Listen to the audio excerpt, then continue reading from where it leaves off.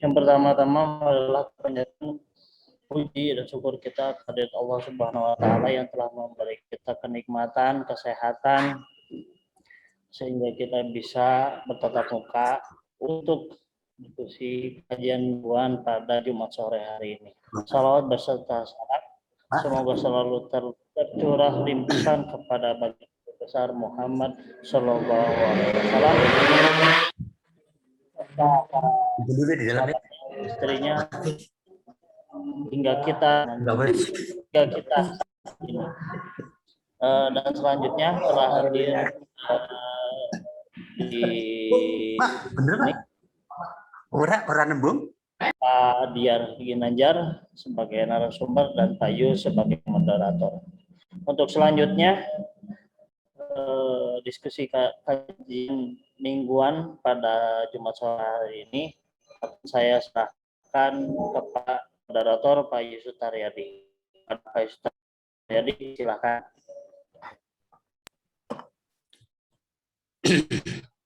Terima kasih Om Arthur yang telah memberikan waktu dan kesempatannya. Assalamualaikum warahmatullahi wabarakatuh. Assalamualaikum warahmatullahi wabarakatuh. Waalaikumsalam warahmatullahi wabarakatuh. Sampurasun. Sampes. Yang saya hormati pimpinan Bawaslu Kota Cimahi, Bapak Diar Ginanjar, SPD MH, yang saya banggakan, Om Arthur, Om Jai, Om Asad, Om Aldi, dan Teh Mira, Teh Nana, Teh Hani, Teh Bril, dan pimpinan lainnya yang mungkin hadir di acara kajian minggu ini. Baik rekan-rekan, tentunya di siang hari ini suasananya suasana hawa ngantuk ya. Tetapi kekantuan kita akan hilang. Setelah nanti Pak Diar akan memaparkan, tentunya akan memberi pertanyaan-pertanyaan yang sifatnya face to face. Karena kebiasaan beliau selalu menggugah inovasi, inovatif, dan kreativitas. Tentunya di siang ini Divisi BP melakukan kajian yang temanya evaluatif 2020. Tentunya kalau kita sandingkan dengan perlu di tahun 2010, tentunya rekan-rekan banyak kendala-kendala atau masukan yang tentunya nanti akan menjadi titik pertanyaan atau studi banding atau sharing yang lalu, yaitu pemilu di tahun 2019. Ada sebagian yang mengikuti, ada sebagian yang tidak mengikuti. Pada intinya nanti peran sekretariat di pemilu tahun 2024 sangatlah disibukkan semuanya. Kemarin Bu Loli menyatakan bahwasannya peran sekretariat maksimal harus betul-betul saling mengayomi untuk menunjang program-program lembaganya, bukan dari ego sektoralnya, tetapi dari tim kerjanya yang akan kita bangun. Itu saja sebagai kata pengantar dari saya. Kurang lebih nanti akan sharing atau akan dapat pencerahan dari pimpinan kita, yaitu Koordinasi PP Bapak Diar Ginanjar, SPD MA. Kami persilakan. Terima kasih. Assalamualaikum warahmatullahi wabarakatuh. Assalamualaikum.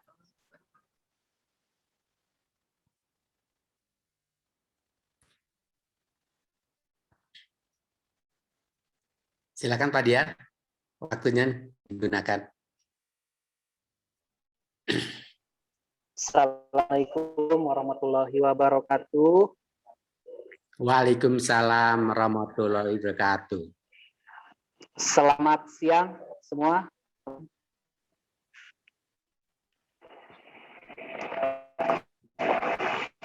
Nah, Saya Yes. di mute ya dan apa-apa. Saya berharap memastikan dalam kondisi sehat semua, sehat buat semua. Dari saya yang paling lulus adalah staff mau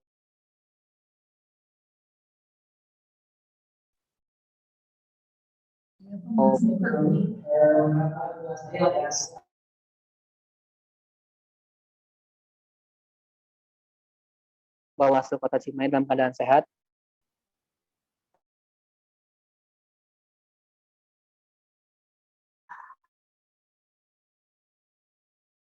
Ini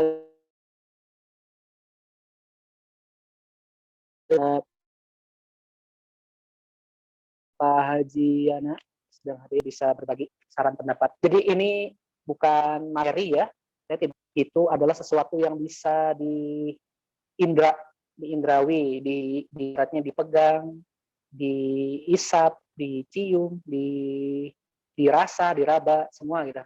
Hal yang berbentuk fisik konkret gitu. Sedangkan apa yang saya sampaikan ini bukan materi tapi semacam pengayaan jiwa kita ya, buat jiwa-jiwa pengawas. Sebenarnya yang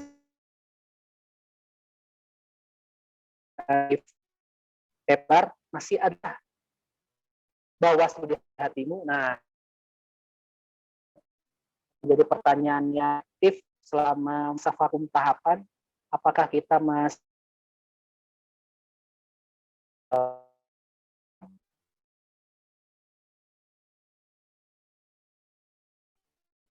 terhadap pleno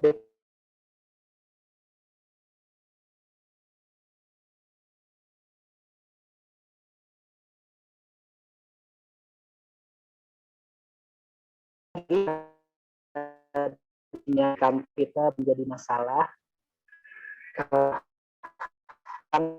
ya apa yang saya ini pengayaan menambah semangat buat teman untuk terus belajar.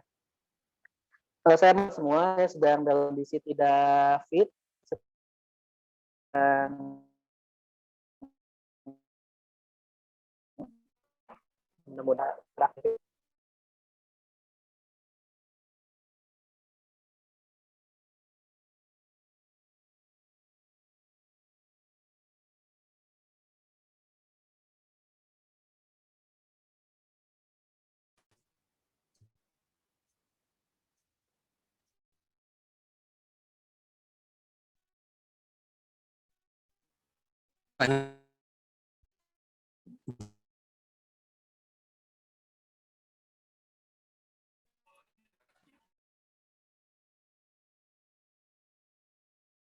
Masih di mute, nggak ada suaranya. siap. Saya tuh sering keluar masuk tapi keluar masuk gak enak gitu ya, nggak ada sinyal kan sinyal. Kita udah aja ya, kuis dulu jangan lah, udah itu aja dulu satu kuis ya. Semua bisa mendengar saya? Halo.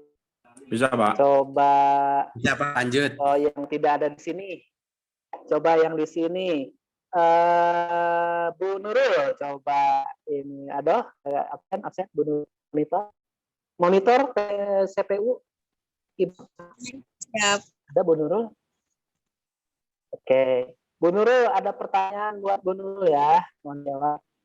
Siap?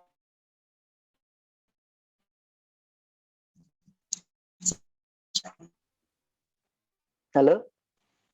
Iya, Pak. Halo?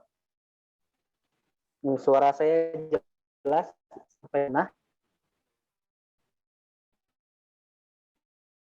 Jelas, Pak.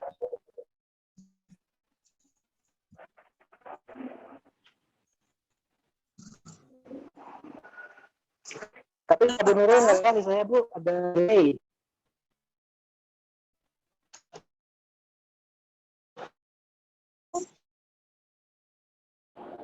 Bisa. Pak.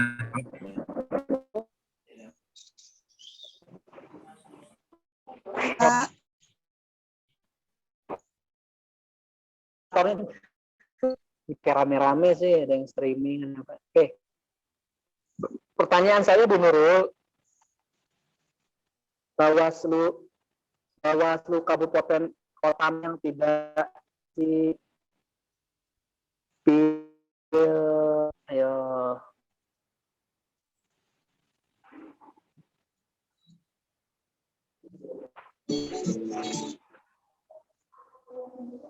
Ya Pak, bagaimana Pak, bisa diulang?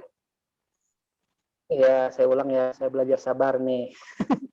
Bawaslu Kabupaten Kota mana yang tidak melakukan pengawasan pemilihan gubernur ya, di provinsi mana? Provinsi mana Kota yang tidak Cirebon. melaksanakan pemilihan gubernur? Kota Cirebon. Apa nggak ada hadiahnya Bu, jadi nggak apa-apa salah nggak? Cirebon. Saya puisi ya kan ya.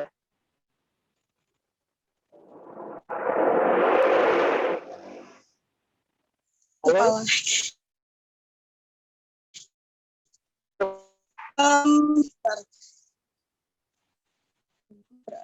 Cirebon. Mau dulu? ganti aja mungkin. Halo Pak. Iya, mau diganti sama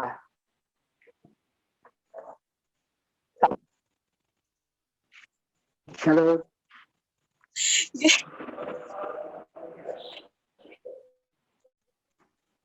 Cirebon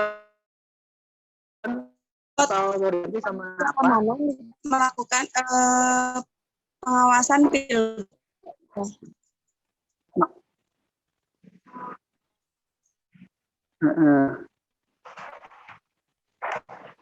Bawaslu mana?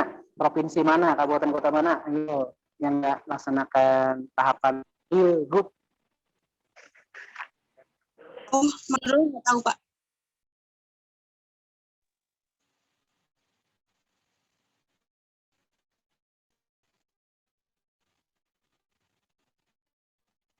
Tahu Pak. Halo, di sini aja. Pak Dian. Ya, ya. Gimana? Cirebon atau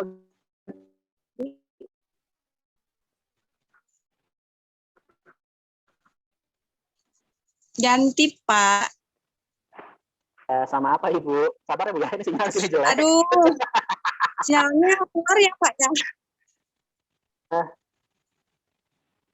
Banyak orang udah nyiapkan antena sorangan, Prof. ini antena ya punya. Mana? Halo, Ya, provinsi terdengar mana Bu? suaranya Nurul? Suara Ibu terdengar. Provinsi, bentar. Jawa Tengah mungkin. Oke, kita kunci Jawa Tengah. Provinsi Jawa Tengah. Benar nggak sih? Iya. Oh. Ya sudah, nggak apa-apa Bu. Salah juga nggak apa-apa. Nggak dosa. Udah nggak ada hadiahnya Bu. Jogja kayaknya. Gimana? Jogja. Oke, terakhir ya. Jawaban terakhir yang kita pegang. Jogja. Nah, oke. Itu saya simpen dulu ya jawabannya ya. Oke. Selanjutnya saya bertanya kepada yang tidak hadir di kantor, yaitu siapa nih? Mas Gerjus Satrio Aryo Dewo. Om Dewo. Siapa? Bawaslu kabupaten kota atau provinsi mana yang tidak mengadakan pemilihan wali kota atau bupati? Ya. Wali kota atau bupati? Yang nggak melaksanakan tahapan pemilihan wali kota atau bupati. Yogyakarta, Pak. Oke, yakin? Yakin, Pak? Oke, kita jawab bersama-sama ya. Kalau saya salah, dikoreksi ya sama yang lain yang punya data lebih lengkap. Jadi, yang tidak mengadakan tahapan pilgub adalah teman-teman kita yang ada di daerah istimewa Yogyakarta. Ya, karena gubernurnya dijabat oleh Raja Bapak siapa? Bapak Sultan. Hamengkubuwono, Pak. Ya, betul. Jadi dia menjabat gubernur itu turun temurun ya. Yep. Siapapun rajanya, dia jadi gubernur. Nah, jadi jawaban Bu Nurul itu sudah tepat. Kalau Jawa Tengah itu mengadakan pilgub. Nah, kemarin pilgub gubernurnya kan masih sama Pak Ganjar ya. Iya, betul, Pak. Terus jawabannya, pertanyaan kedua, apakah betul Yogyakarta tidak melaksanakan pilkada bupati wali kota? Nah, kalau kata Om Dewo, Jogja tidak mengadakan pilkada bupati wali kota. Nah, setahu saya, ada daerah di Indonesia yang tidak mengadakan pilkada Bawaslu kabupaten kota dengan penunjukan langsung, yaitu teman-teman kita di Aceh. Ya, dekat-dekat itulah, yang daerah khusus lah, namanya daerah khusus ibu kota. Ya enggak? Oh, Daerah istimewa Aceh. Di Anies Gubernur Anies itu tidak ada pilkada di sana, jadi langsung gubernur menunjuk wali kota Jakarta Utara siapa, wali kota Jakarta Selatan siapa, bupati Kepulauan Seribu siapa, ya enggak? Bener nggak ya? Bener ya? Bener kan? Nah, itu pertanyaan di awal. Mudah-mudahan kalau memang belum puas dengan jawaban saya bisa di Google atau ditanya ke Bang Eli. Lanjut, karena saya di sinyal nampaknya sudah stabil, kita masuk ke presentasi ya, sharing dari saya. Ini bukan materi ya, tapi pengayaan aja. Judulnya kajian, spasi ajian. Saya sengaja sebenarnya, ini bukan salah itu, bukan. Kajian evaluatif PP pada pemilihan. Nah, itu salah. Kalau pemilihan salah itu. Pemilihan serentak 2020 seri pertama. Jadi kalau lanjut seri ke selanjutnya oke-oke aja karena punya masanya. Jadi saya masih bukunya itu. Share screen udah? Udah. Oke, itu ya. Kenapa kita? Nah, itu ada alasannya. Saya punya alasan kenapa saya pisahkan antara huruf dengan ajian.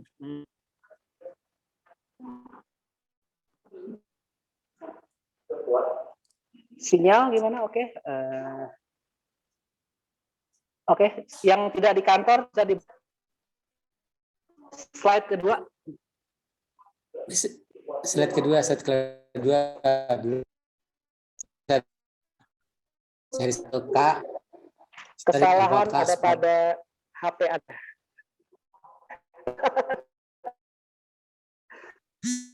Tunggu ya, saya dulu mengerti. Tur, bisa nggak Tur? Untungnya balik ke ya kamar. Daripada ibu bisa, kita bisa. Kita bisa deh. Kok mahal?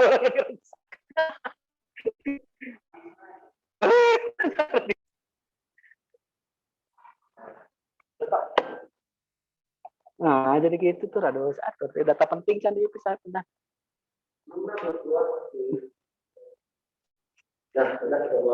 Sudah? Pertanyaan terbuka. Apa itu kajian? Apa itu evaluasi? Apa itu pelanggaran? Apa itu pemilihan? Nah, ini akan kita jawab di seri diskusi hari ini. Ini ringan-ringan ya.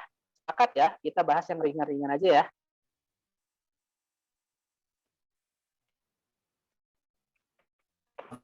Tidak ada jawaban berarti sepakat. Apa itu kajian? Baik. Slide ketiga.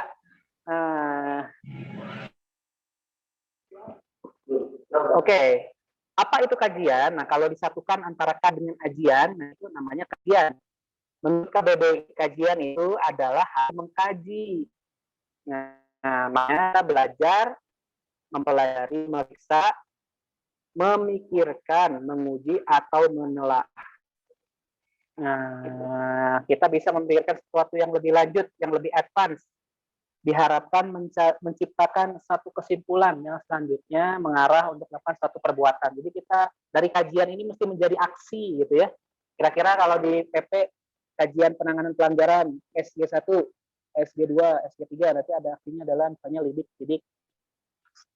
tuntutan, rentut, misalnya penuntutan, kemudian di pengadilan gitu ya, di sidang. Kira-kira gitu kajian. Nah, dan kaji ini mohon teman-teman sekretariat di enrichment pengayaan ini adalah hal yang mesti rutin kita lakukan gitu ya. Jadi kekuatan Bawaslu ada di kajiannya gitu ya. Kajian hukum, kajian regulasi, kajian strategis misalnya, kajian misalnya yang bisa bersifat spekulatif, reflektif gitu ya. Kira-kira ke depan bakal gimana? Nah, itu kita bikin kajian, dikaji, ada dasar hukumnya, ada teorinya, ada masukan ahli, terus kita jadikan semacam draft kajian gitu ya. Nanti itu bisa dipakai untuk melakukan, menghadapi satu masalah yang belum datang gitu ya. Kalau bisa kajian itu terhadap masalah yang kira-kira bakal terjadi gitu. Jangan sampai seperti pemadam kebakaran ya. Terjadi masalah baru kita kaji gitu. Kalau bisa kita sudah merencanakan kira-kira masalahnya apa saja. Saya ingin teman-teman satukan frekuensi bahwa kajian itu mesti menunggu masalah gitu ya, tapi kita persiapkan jurus-jurusnya. Sepakat ya, Om Aldi ya, Om Aldi udah ganteng kelihatan di layar saya. Siapa? Om, kasetnya. Lanjut, lanjut, slide selanjutnya.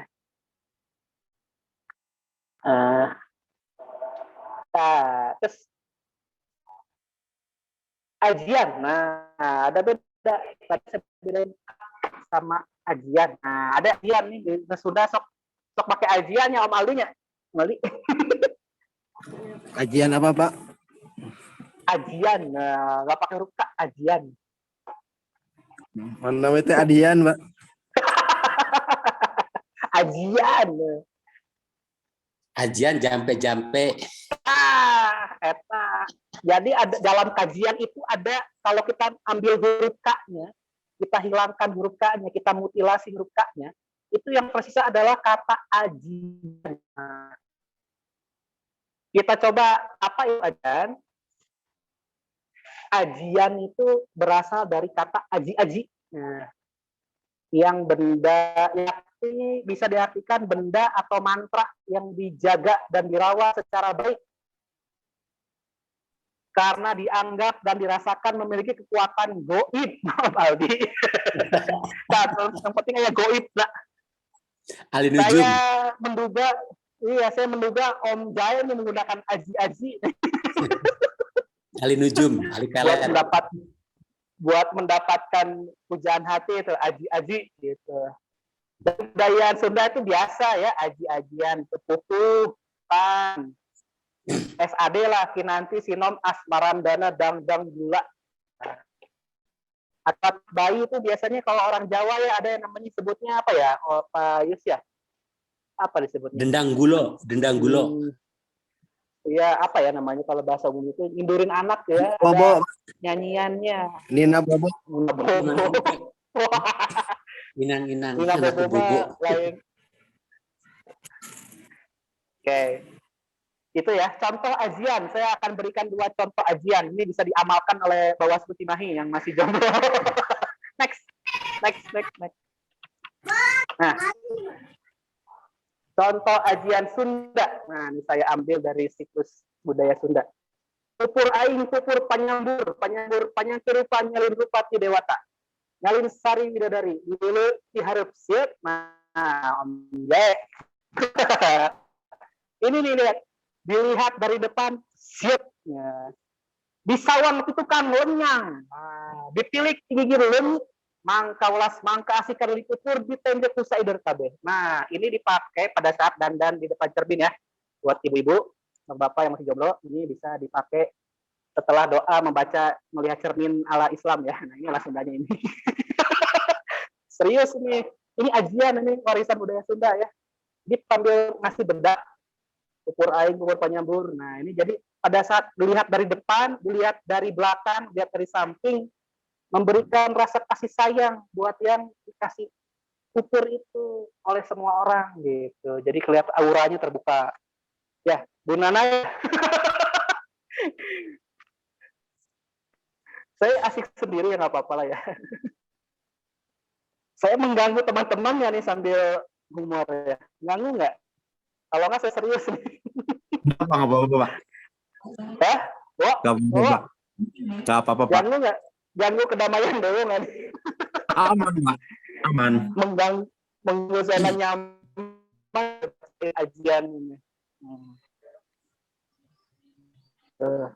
Enggak ya, nggak ganggu ya. Ini ajian ini bisa di screenshot, bisa diamalkan setiap dandan Om Dewa habis mandi. Ya, pagi-pagi, sore, sebelum berangkat ke mall, gitu, ini ajian dibaca. Ya. Om Dewa ya, Keberhasilannya berapa persen? Keberhasilan tuh bisa ditanya Om Jahe.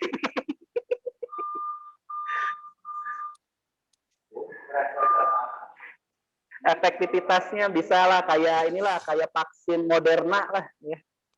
Efikasinya terbukti gitu. Ini minimal menambah kepercayaan diri Om Dewo. Ada ini kita baca ini kan warisan budaya. Ini ya mata-mata dibuat oleh nenek moyang kita ini kalau nggak ada manfaatnya. Dan jangan lupa ke salon. Lanjut. Ini kita sudah berapa menit di slide ini nih? Aduh, panjangnya. Di slide 5. Lanjut.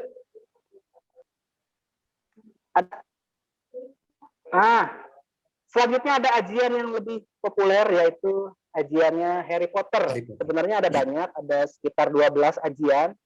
Cuma yang terkenal aja ya saya sampaikan. Buat yang penggemar Harry Potter sudah kenal ya sama Abracadabra.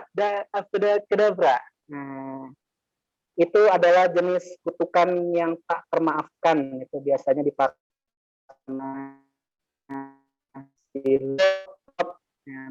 jahat.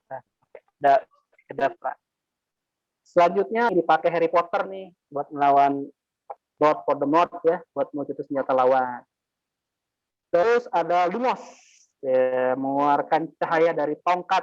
Nah, jadi masyarakat Barat juga sebenarnya nggak rasional, mereka mempercayai ajian-ajian seperti di orang Sunda.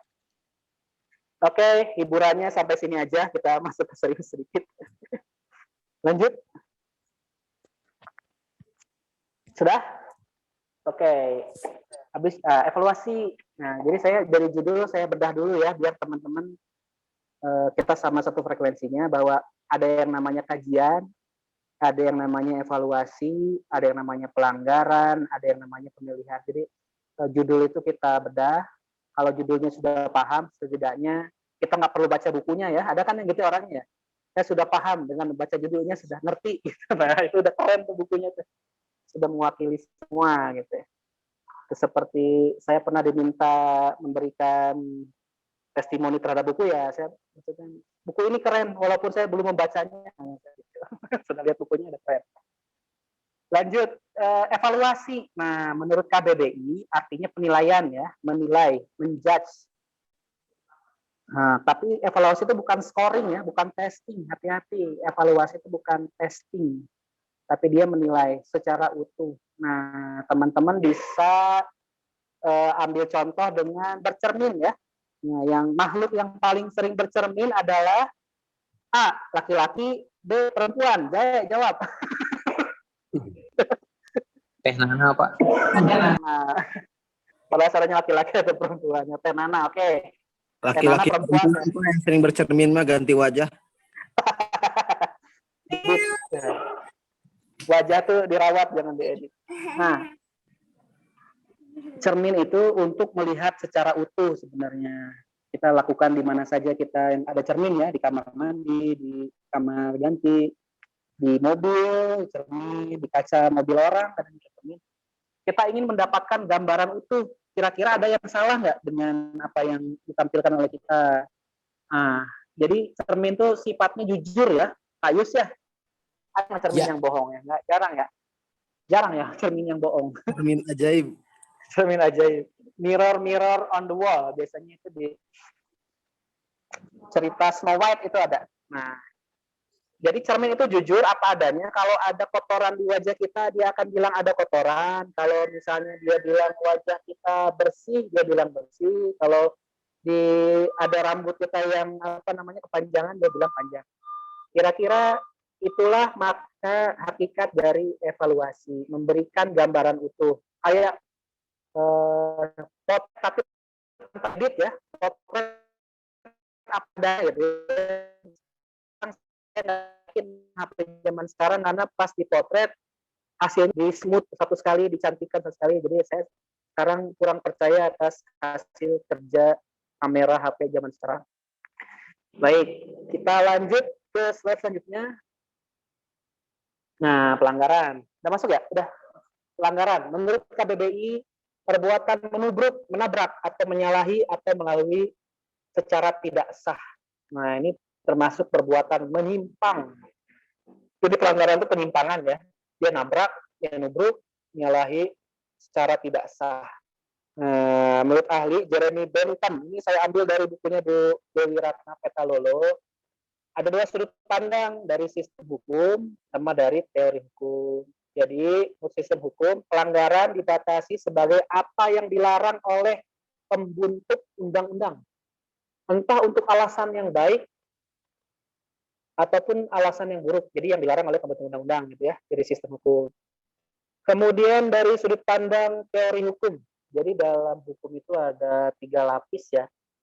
Ada yang namanya ilmu hukum, ada yang namanya teori hukum, ada yang namanya filsafat hukum. Nah, ada yang paling tinggi kastanya itu filsafat hukum.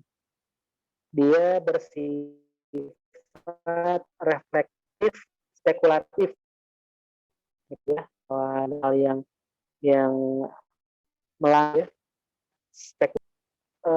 teori hukum. Nah, teori hukum bersifat antardisiplin, ya, interdisipliner.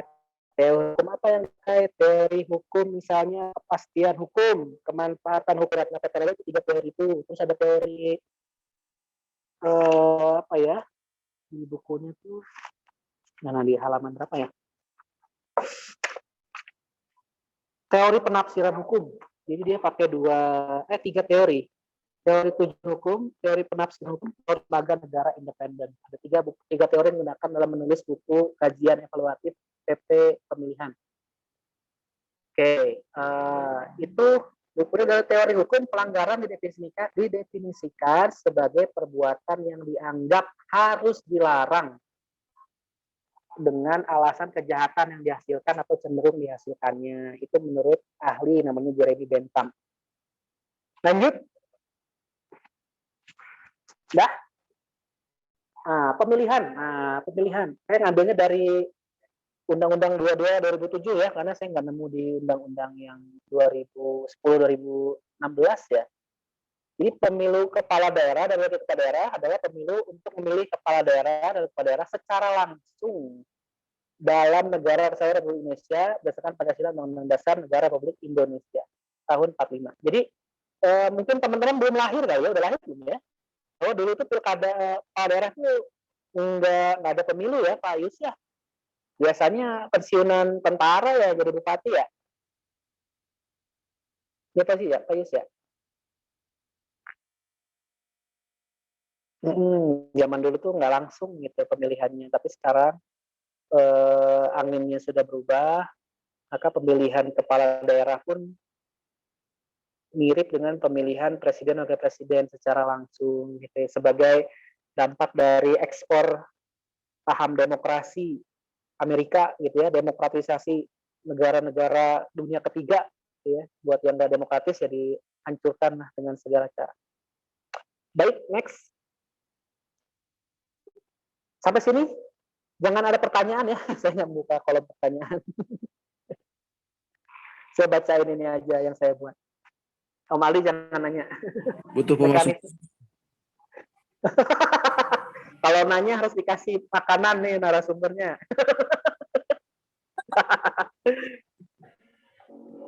Mekanisme penanganan pelanggaran. Nah, saya masuk ke menu makanan utama ya. Tadi kan hanya penyedap rasa aja.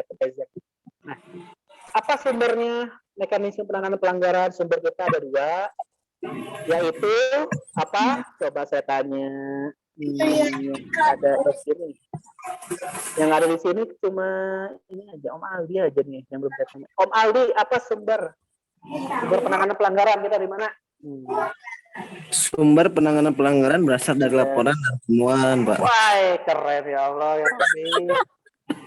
Tepuk tangan dulu dong. Sebagai alumni staf PP saya merasa bangga. Alumni PP. Jangan sampai kalau tanya ini salah, aduh saya malu. Iya ya, harus pas jawabannya. Sumbernya laporan dan temuan. Nah, tidak ada yang lain ya, tidak ada wahyu ya, dan ilham.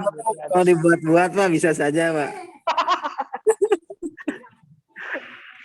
Ya, alhamdulillah lulus laporan dan temuan. Nah, oke. Sekarang kita pastikan bahwa pemilihan di undang-undang yang pemilihan ini dia berapa lama? 3 hari setelah laporan temuan diterima itu diproses. Muaranya adalah ada muara ya. Bawaslu Kabupaten Kota itu ujung ya, di ujung mekanisme PP untuk administrasi ya. Ini saya baru seri 1 ya, kita baru administrasi aja dulu.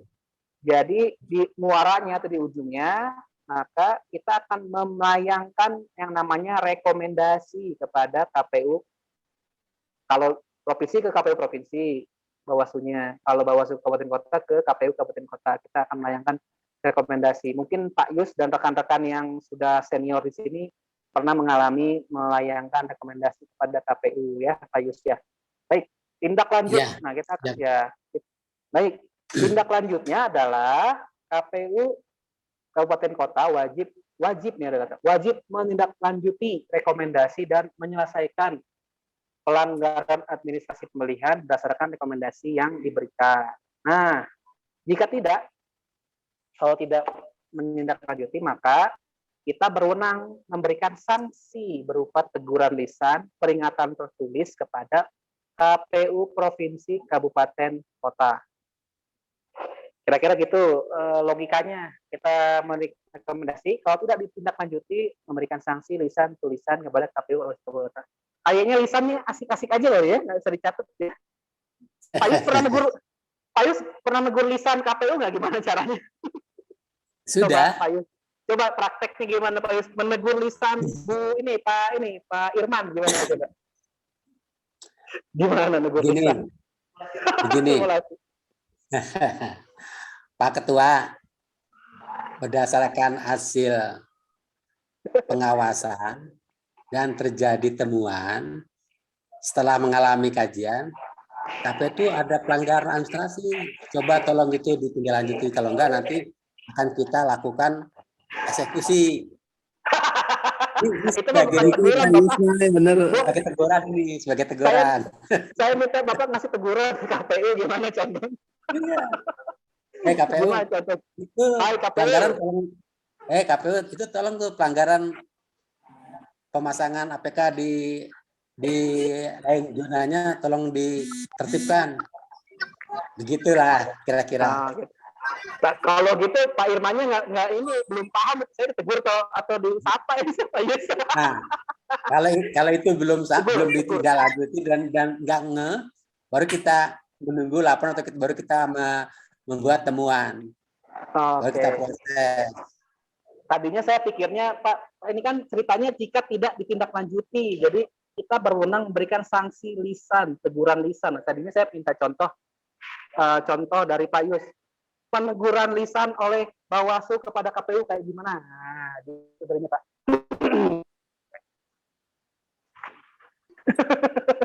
Ya udah kalau enggak kita coba-coba ya, kita bayangkan ya. Kalau pakai undang-undang ini cara menegur lisan Om Aldi misalnya, wahai KPU. Waduh Pak, itu Ini teguran. kalau menurut saya nggak usah ini.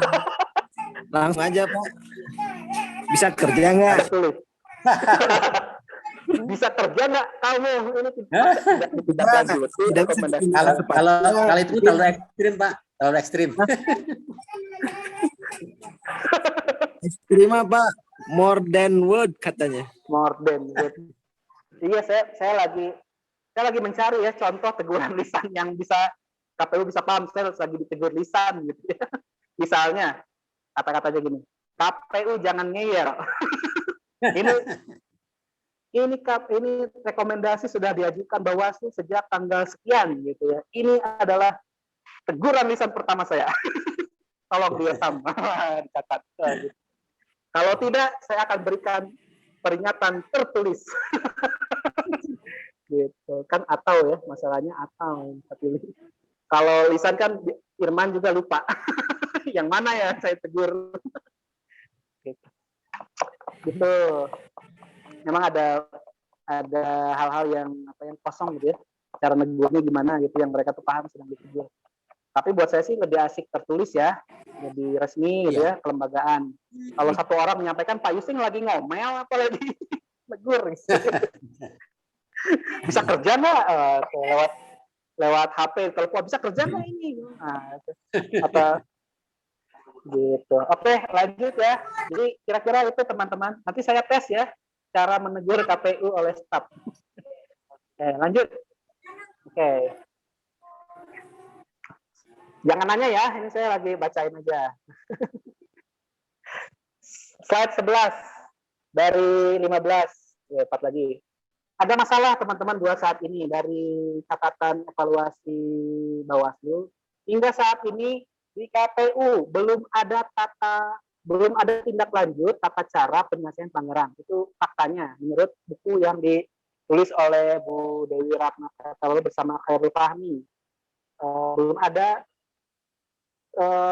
turunan dari bagaimana tata laksananya gitu ya. Belum ada PKP khusus untuk menindaklanjuti delegasi pengaturan tersebut gitu.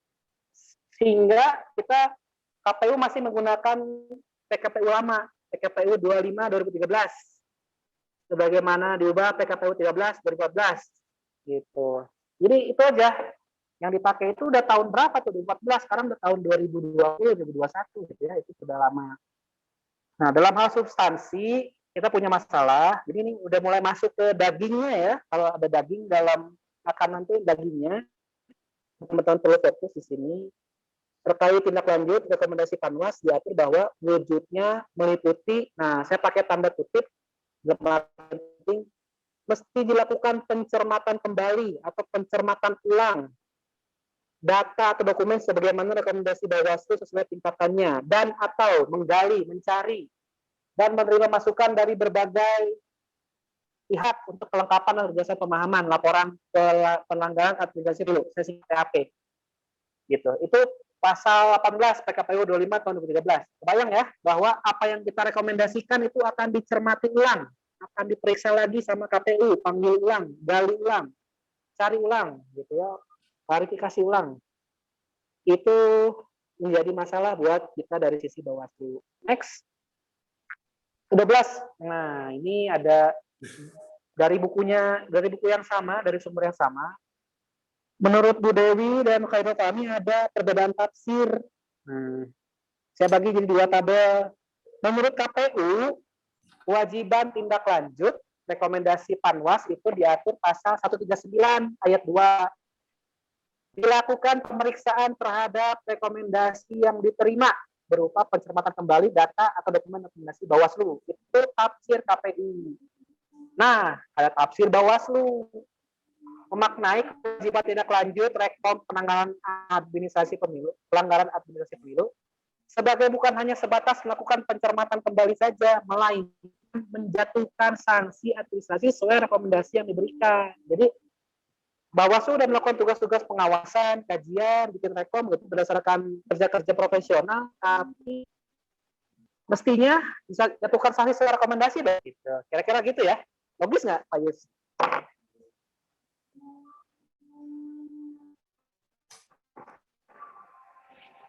Iya Pak, Halo? langsung. Bagus di komunikasi. Ya, Logis ya? Logis ya? ya, siap. Iya.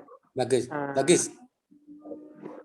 logis. Nah, tapi KPU punya tafsir sendiri. Nah, sehingga di bawahnya terus ada konsekuensi terhadap bagaimana kekuatan hukum rekomendasi Bawaslu. Apakah kewajiban tindak lanjut rekom berkonsekuensi bahwa rekom Bawaslu memiliki kekuatan eksekutorial? Nah, punya kekuatan eksekutorial nggak ya? Atau sebaliknya, harus ditindaklanjut dengan proses pemeriksaan dan pengambilan keputusan KPU. Apakah rekom tersebut masih berlaku daya paksanya? Kira-kira gitu. Kita nyuruh KPU melakukan ini, tapi KPU berwenang melakukan pencermatan ulang. Jadi rekomendasi yang kita buat apa tuh ya? Nah, kira-kira gitu. Ada pertanyaan yang singkat seperti itu. Baik, lanjut ke slide 13. Dari berapa slide ya? Nah, ya 3 lagi lah. Lagi lewat asar. Analisa. Nah, jadi di analisa saya, berdasarkan bukunya Dewi, ada 3 analisa. Jadi, misalnya ada kasus rekom KPU dari Bawaslu untuk sanksi kepada anggota KPU Prof Sekretariat misalnya, kasus pasal 10 Undang-Undang Pemilihan. Hanya mengatur kewajiban KPU untuk melaksanakan rekom Bawaslu terkait pengenaan sanksi administratif. Tapi Undang-Undang Pemilihan tidak mengatur bahwa pelaksanaan rekom harus dilakukan pemeriksaan. Nah, jadi menurut Bawaslu, ini putusan Bawaslu harus dilakukan secara langsung. Gitu. Oleh karena itu, rekom terkait pengenaan sanksi administratif dapat dikatakan memiliki kekuatan eksekutorial menurut kita ya. Sebab jika kewajiban tersebut tidak dilaksanakan, anggota KPU dapat tidak telah abai atas kewajibannya. Lihat pasal 10 huruf B poin 1 Undang-Undang Pemilihan. Ada masalahnya adalah ini ya. Terdapat penyetaraan perasaan dan rekomendasi dengan putusan melalui kata hubungan dan atau.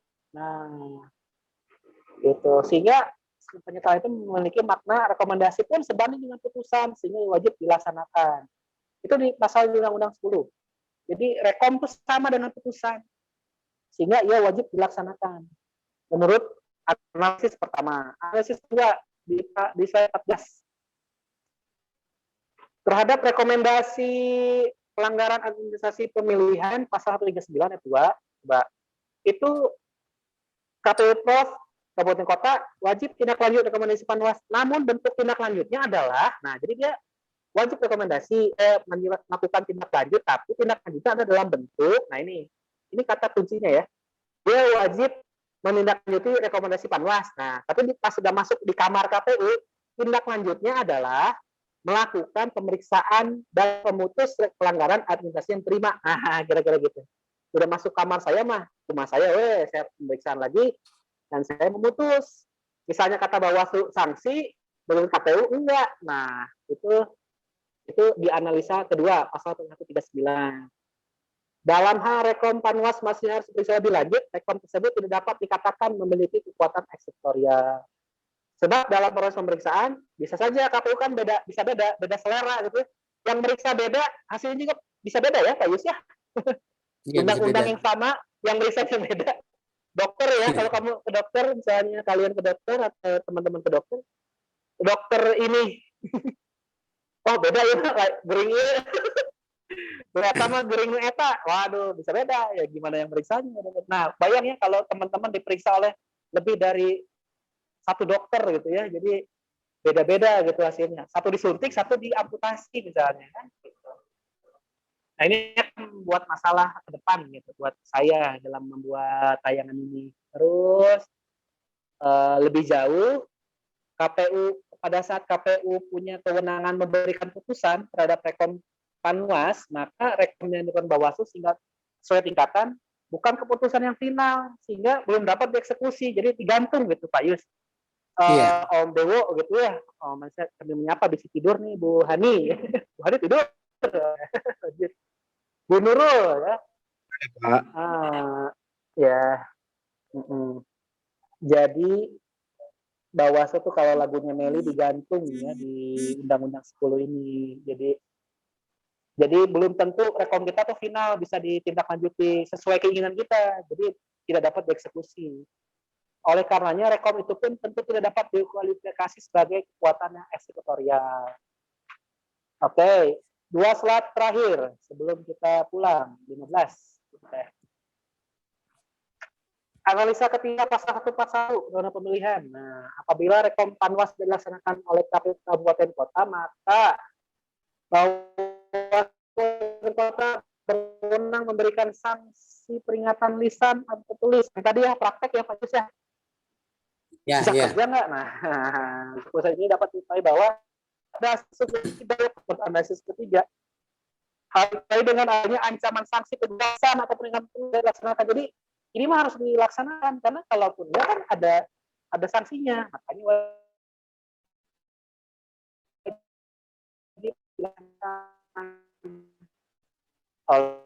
oleh KPU analisis ketiga.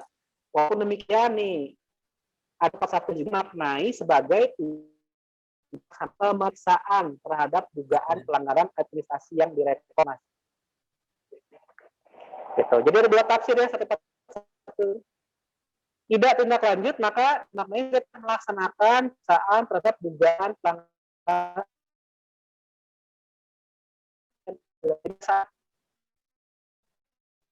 tidak ulang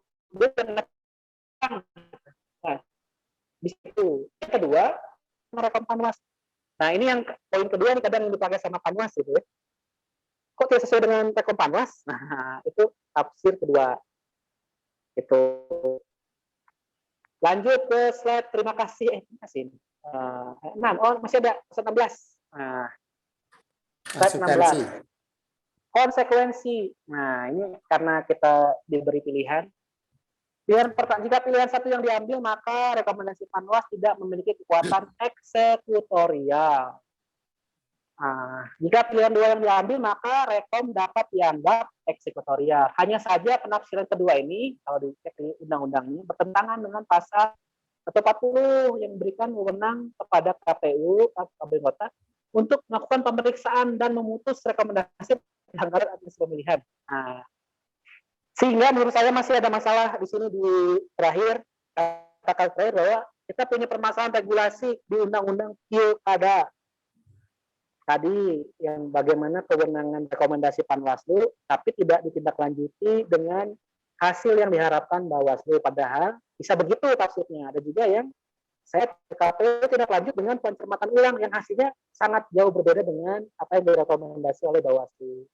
Nah, dalam permasalahan ini juga akan muncul masalah kelembagaan. Bagaimana ada 2 lembaga tapi mengurusi masalah yang sama gitu, membuat analisa, memeriksa atas kasus yang sama. Ini kayaknya bakal ribut gitu, bakal ribut terus, bakal beda. Apa ini sengaja diciptakan oleh pembentuk undang-undang agar kita ribut terus. Gitu. Next. Next, halo? Next. Oh, udah. Terima kasih. Terima kasih, terima gaji. Nah, Terima kasih. teman-teman, apa yang saya sampaikan ini harus diverifikasi ulang. Saya khawatir ada yang salah dari saya yang saya sampaikan. Jadi teman-teman bisa, Pak, Bapak tuh salah ketik pasal, salah menganalisa. Itu saya sangat terima sebagai bentuk kontrol akademis ya, kontrol terhadap saya, bahwa mumpung di internal kalau ada yang salah ya kita perbaiki bersama. Jangan sampai pas di luar kita menyatakan sesuatu hal tapi salah gitu. Lebih baik di sini kita menyampaikan, oh salah Pak, koreksi ini, oke. Kita cek bersama gitu. Itu fungsi kita sebagai berbagi pengetahuan ya. Jadi buat saya jangan sungkan-sungkan kalau teman-teman meragukan apa yang saya sajikan, karena saya hanya membaca dari buku, hanya melihat dari Google, kira-kira saya pas-pasin lah, biar menarik, agak-agak menarik lah gitu. Seperti itu. Baik, saatnya kuis. Kuis ya, Kan udah saya udah ngobrol dari tadi dari jam 2 terus sekarang udah jam 3:06. Pertanyaannya buat Om Dewo. Soalnya nggak ada gambarnya. Saya duga sedang apa.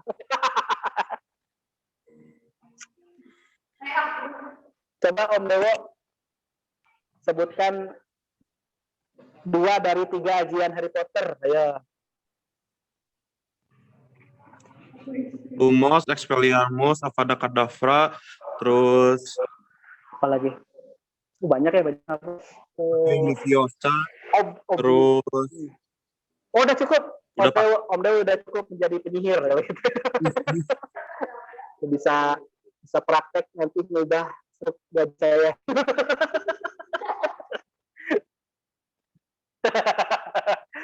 Gitu. Mohon dibantu ya Om Dewo ya. Baik, Om Dewo udah lulus.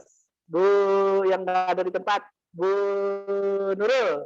Nurul, saya cari yang susah.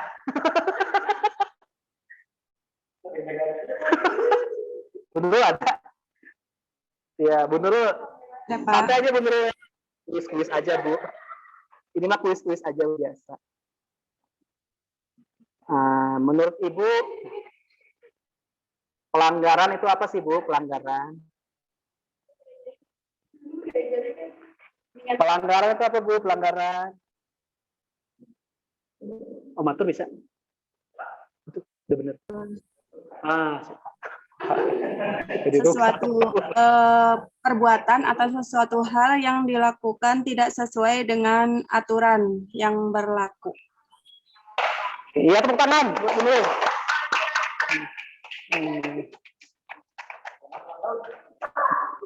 Nanti Bu Nurul bisa membuat kitab undang-undang pelanggaran bikin brownies gitu ya. Iya, harusnya dipanggang atau di apa gitu ya. Tapi orang melakukan berbeda itu pelanggaran ya Bu Nurul ya. Gitu. Jadi kita sepakat bahwa ranah Bawaslu itu kita di bagian jujurnya ya. KPU di bagian lubangnya itu mah lapangannya KPU, lapangannya Bawaslu kita jujur dan adil. Jadi kita terus sangat akrab dengan rasa pelanggaran gitu ya. Karena emang tugas kita kalau kita selama pemilu tidak ada pelanggaran menurut kita yang gitu ya. Kayaknya kita yang kurang cermat gitu. Kayaknya kita yang kurang aktif, kurang proaktif ke lapangan untuk menelusuri bahwa banyak ketidakadilan di pemilu atau pemilihan. Oke, Bu Nurul, selamat dilantik menjadi sarjana pelanggaran pemilu. Lanjut. Om Aldi. Om Aldi. Coba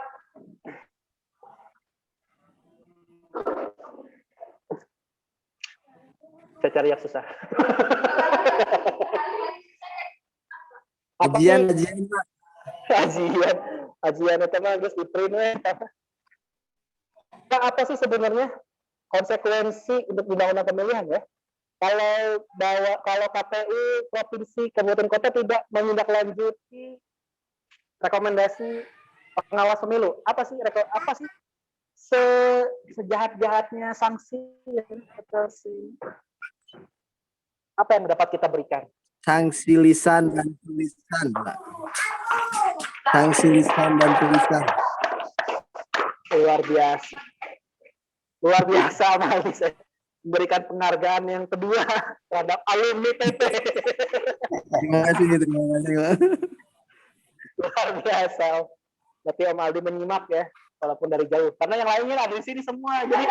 Jadi nggak sah gitu kalau saya tanya, ada di belakang saya semua orang-orangnya. Gitu. Pak Yus. Pak Yus akan saya ini request teman-teman apa bukan saya Pak. Sebenarnya oke, saya bertanya biar ini ya, biar matang gitu.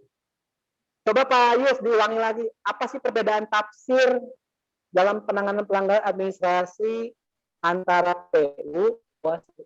Nah, apa sebenarnya yang jadi? Nah, masalahnya orang beda menafsirkan. Coba jawabannya di halaman 12. Emang nggak susah-susah orangnya. Coba buka dulu. Gimana Ayo, tafsir? dibaca lagi. Coba apa sih sebenarnya yang terjadi, perbedaan tafsir apa antara KPU dengan Bawaslu terhadap kewajiban tindak lanjut? Gimana Om? Bisa? Bacain dulu. Aduh, di pokoknya kita habis terus kita baca ya. Masa depan orang tadi. Iya, jadi rusak gua atur.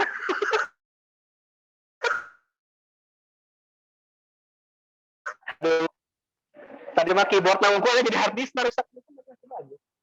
Pak Yus gimana? Bisa Pak? Saya mau bantu teman-teman di kantor.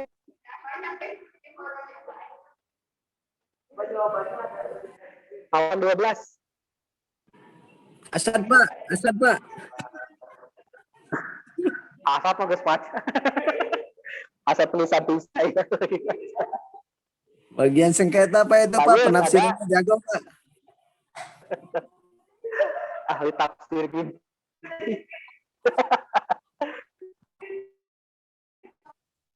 Terus jangan hilang gitu. Bapak satu-satunya staf saya.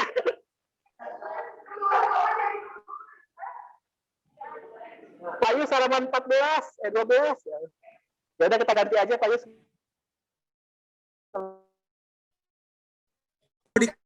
Nah, gimana Pak Yus?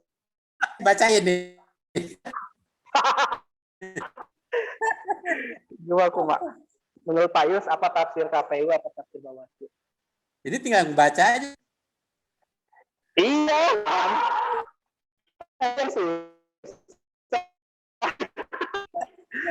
Aduh. Kewajiban lanjut rekomendasi Panwas sebagai data pada pasal 139 ayat 2 Undang-Undang 9 dilakukan dengan pemeriksaan terhadap rekomendasi yang diterima berupa pencermatan kembali Bawaslu. Berarti dilakukan, kalau KPU dilakukan pencermatan kembali hasil rekomendasi Bawaslu. Ya. Bawaslu Ya. rekomendasi sebagai hanya batas rekomendasi administrasi yang diberikan. Itu melakukan pencermatan kembali, melainkan menjatuhkan sanksi administrasi. Jadi tetap sanksi administrasi yang berupa kata Madi tadi, sanksi administrasi secara lisan dan tulisan. Tepuk tangan buat Pak Yus. Ya biasa. Sebagai satu dari satu staf saya. Jangan malu-maluin saya Pak. Ya. Oke, itulah seri pertama dari sajian saya. Saya lebih banyak teman-teman tersenyum, tertawa karena defisit kebahagiaan ya, bahagia gratis punya tawa, humor itu buat saya di bawah suci ini masih mahal gitu ya. Padahal gurau gitu ya. Mumpung belum masuk tahapan ya, dia udah minta apa kurangi nggaknya gratis. Itu untuk menjaga kewarasan, buat saya sih menjaga kewarasan. Menjaga kewarasan. Jadi nggak perlu serius-serius amat dalam penyampaian.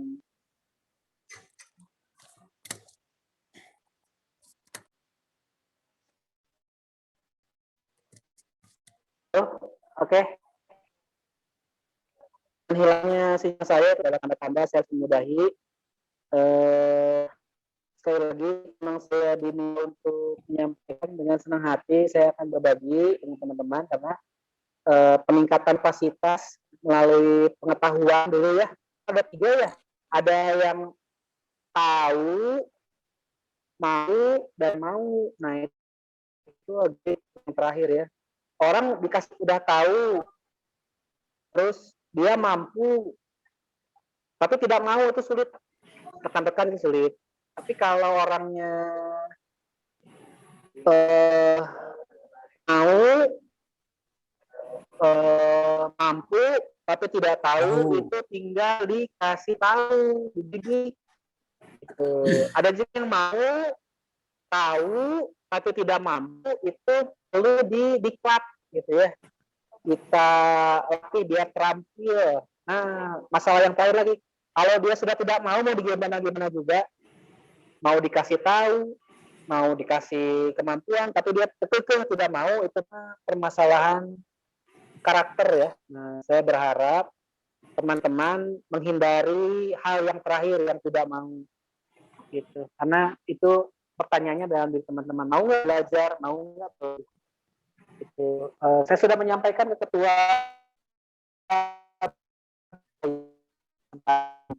tadi bahwa kalau memang sudah landai pandeminya, kita mesti latihan, serius berlatih untuk penanganan pelanggaran maupun sengketa, karena dua hal itulah yang orang-orang akan ukur, yang orang-orang akan kritik, dan orang akan jadikan bahan laporan ke DKPP.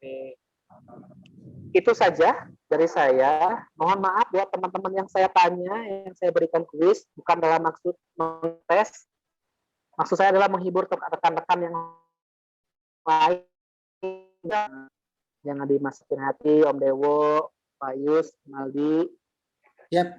Ini sebagai saya menjaga kewarasan staf dan komisioner. Itu saja. Saya kembalikan ke moderator, memberikan konsumsinya di rumah masing-masing. Assalamualaikum warahmatullahi wabarakatuh. Tepuk tangan buat Waalaikumsalam. Terima kasih kepada pimpinan PP yang telah memberi pretest, memberikan sharing kegiatan kita di dalam pengayaan.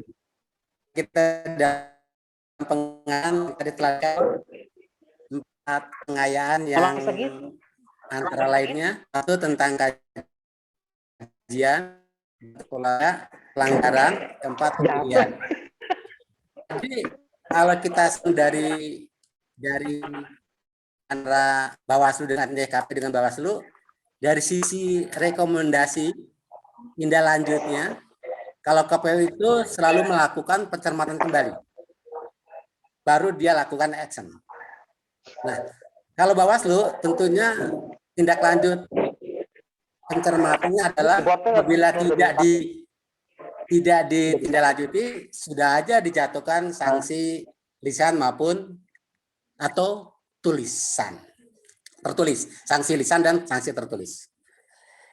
Jadi intinya rekan-rekan, kalau kita mau tahu, mau menuntut ilmu dan kemauan tinggi untuk belajar dan mampu untuk menganalisa dan memberi satu sama lain, masih banyak peluang dan masih banyak kesempatan sebelum jelang pemilu di 2024. Itu saja mungkin yang dapat kita sampaikan. Mudah-mudahan apa yang disampaikan oleh pimpinan Bawaslu Kota Cimahi, Koordinator PP, saya ucapkan terima kasih dan salam sehat, tetap semangat. Sekian, terima kasih. Assalamualaikum warahmatullahi wabarakatuh. Kembalikan ke Om Arthur.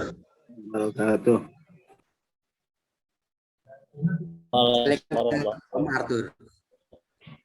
Terima kasih Faiz tadi, dan kepada narasumber kita Bapak DRG Ginanjar, SPD MH. Sebelum kita tutup acara pada sore hari ini, kita kameranya bersama-sama, kita akan ambil screenshot.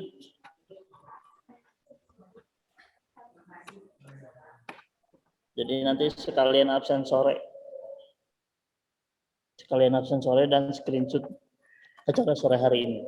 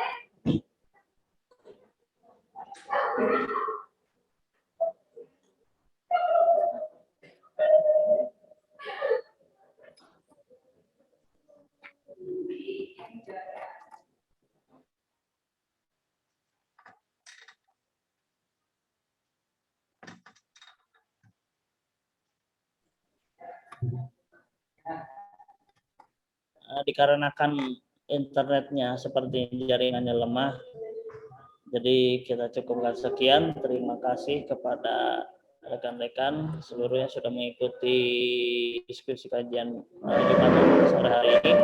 Selamat beraktivitas kembali. Wassalamualaikum warahmatullahi wabarakatuh. Waalaikumsalam warahmatullahi wabarakatuh. Terima kasih untuk semuanya. Izin di end ya.